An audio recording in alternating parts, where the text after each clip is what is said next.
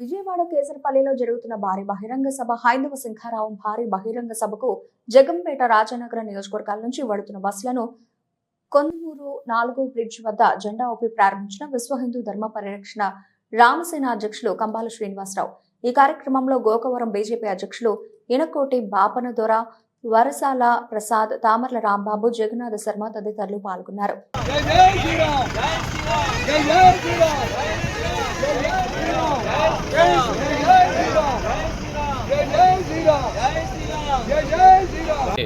అన్ని బస్సులు నిండిపోయి పొద్దున్నే 7 గంటలకే చాలా బస్సులు బయలుదేరిపోయినాయి.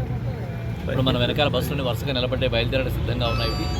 మేము అన్నిటికన్నా చాలా మేము సాధించిన ఘన విజయం ఏంటంటే 2 సంవత్సరాలుగా రామసేన చేస్తున్న కార్యక్రమాలు చూసిన తర్వాత విశ్వ హిందూ పరిషత్ యొక్క అధిష్టానం మమ్మల్ని గుర్తించడం, మాకు ఈ గురుతరమైన బాధ్యత అప్పగించడం మేము చాలా గర్వంగా మేము ఫీల్ అవుతున్నాం. వారికి మేము మా ధన్యవాదాలు తెలుపుకుంటూ, ముఖ్యంగా ఈ యొక్క సమావేశానికి మేమందరూ వెళ్ళడం కారణం ఏంటంటే భారతదేశంలో ఎక్కడ చూసినా హిందువుల మీద జరుగుతున్న దాడుల మీద చాలా ఆవేదనతో ప్రతి హిందువు కూడా రగిలిపోతూ ఉన్నాడు. మాధ్యమాల్లో ఇది చాలా దారుణంగా ఉంది. ఇది చాలా శుభపరిణామం. భారతదేశం అంతా కూడా ఇక్కడ విజయవాడలో కేసరపల్లి ఏం జరగబోతుందని చెప్పిన దాని మీద ఫోకస్ పెడుతూ అత్యంత ఉత్కంఠతో ఎదురు చూస్తూ ఉన్నారు. ఇటువంటిది ఎప్పుడు జరగలేదు. ఇది చారిత్రాత్మకంగా. అలాగే విశ్వ హిందూ పరిషత్ వారు కూడా మాకు ఇచ్చిన ఇన్ఫర్మేషన్ ఏంటంటే దాదాపుగా 60-70% జనాలు తూర్పుగోదావరి జిల్లా, వెస్ట్ గోదావరి జిల్లా నుంచి చాలా ఉధృతంగా పెడుతున్నారని చెప్పిన విషయాన్ని మాకు సమాచారంలో తెలుసు. విషయం ఏంటంటే ఇందులో కూలంకషంగా చర్చించే విషయం ఏంటంటే యూనిఫామిటీ సివిల్ కోడ్. ఇది భారతదేశం అంతా ఎప్పటి నుంచో చర్చరు. మనకు ఆ యూనిఫామిటీ సివిల్ కోడ్ వస్తేనే కానీ మన హిందువుల యొక్క మన గౌరవం కానీ ఆత్మాభిమానం కానీ ఇవన్నీ కూడా సమస్యగా పరిష్కారంగా రాదు. ఈ యూనిఫామిటీ సివిల్ కోడ్లో చాలా విషయాలు ఉన్నాయి. ఒక చిన్న స్మాల్ ఎగ్జాంపుల్ చెప్తాను. ఇది తప్పనిసరిగా ప్రతి మీడియా వాళ్ళు గుర్తుంచుకోవాలి. ఒక స్కూల్లో రెండు సైకిళ్ళు ఒక క్రిస్టియన్ బాయ్కి, ముస్లిం బాయ్కి మైనారిటీ పేరు మీద ఇవ్వడం జరిగితే అక్కడ ఉన్న హిందూ కుర్రవాడు, నేను ముస్లింగా మారిపోతాను, క్రిస్టియన్గా మారిపోతాను, హిందువులకి ఇంత దారుణం జరుగుతుంది, నేను ఎందుకు ఈ కులం, ఈ జాతిలో ఉండాలి, ఎందుకు ఈ మతంలో ఉండాలని చెప్పి అడిగే దౌర్భాగ్యమైన విషయాన్ని ప్రజలందరూ కూడా గుర్తించాలి. అంటే ఇది చిన్నపల్లెవాడి దగ్గర నుంచి, మధ్యవస్తుల నుంచి, ముసలివాడి దగ్గర నుంచి, స్త్రీల దగ్గర నుంచి, అలాగే తీర్థయాత్రలు చేసేవాళ్ళ దగ్గర నుంచి అన్నింటిలో కూడా అసమానతలే. అలాగే కరెంటు ఛార్జీలు విధించడంలో కూడా ప్రతి చోట కూడా మన హిందువుల మీద జరుగుతున్న అజమాయిషులు చాలా దారుణంగా ఉన్నాయి. దీని మీద యూసీసీ రావాలి. చాలా విషయాల్లో కూడా మనకు మార్పులు జరగాలి. రెండో విషయం ఏంటంటే మన దాదాసాహెబ్ అంబేద్కర్ గారు చెప్పిన విషయం ఏంటంటే చాలా మంది దళితులు, మైనార్టీలు అంబేద్కర్ గారిని చాలా గౌరవిస్తారు. ఆయన చెప్పిన విషయాన్ని చెప్తున్నాను తప్ప నా అభిప్రాయం కాదు. మత మార్పిడి అనేది దేశ భద్రతకి ముప్పు అని చెప్పాను, చాలా క్లియర్గా చెప్పాను. ఇది అందరూ కూడా దళితులు, మైనారిటీలు కూడా దీన్ని తీవ్రంగా దీని మీద ఆలోచించి అసలు మనకు మతం అంటే ఏంటి? మతం అనేది దేవుడు కాదయ్యా, మతం అనేది జీవన విధానం.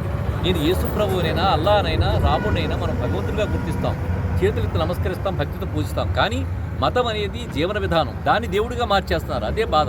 దానివల్ల దేశ భద్రతకి, దేశంలో ఉండే ప్రజలు నివసించడానికి, క్షేమకరంగా నివసించడానికి చాలా విఘాతాలు కలుగుతున్నాయి. ఒక్క నిమిషం మూడో పాయింట్ కూడా చెప్పి 3-4 పెట్టి చెప్పి నేను చెప్తాను. మూడో పాయింట్ ఏంటంటే మన దేవాలయాల మీద ప్రభుత్వం యొక్క అజమాయిషీ ఇది సంపూర్ణంగా నిషేధించాలి.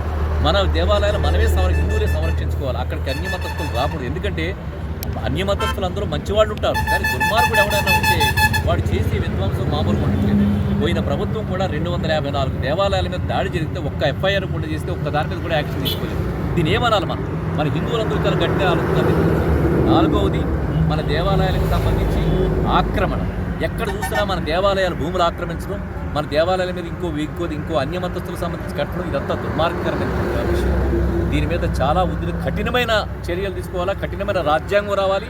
హిందువుల యొక్క రక్షణ కోసం భారతదేశంలో ఈ దేశాన్ని హిందూ దేశంగా కూడా అన్యమత దేశం కింద మార్చేయడానికి చాలా ప్రయత్నాలు జరుగుతున్నాయి. దీన్ని ప్రభుత్వాలు, న్యాయస్థానాలు గుర్తించాలి. నేను దీని మీద చాలా పెద్ద ఎత్తున పోరాటం చేయబోతున్నాను. నేను భారతీయ జనతా పార్టీ జాయిన్ అయిన విధానం ఏదైతే ఉందో ఆ విధానం భారతదేశం అంతా కూడా ఒక రకమైన ప్రకంపన వచ్చింది. ఎందుకంటే కంబాల శ్రీనివాసరావు అనే వ్యక్తి భారతీయ జనతా పార్టీలో జాయిన్ అవుతూ ఒక్క 4 గంటల ప్రోగ్రాం కోసం 15,000 మంది జన సమీకరణ ఎలా చేయగలిగాడని చెప్పి పెద్ద చర్చ జరుగుతుంది.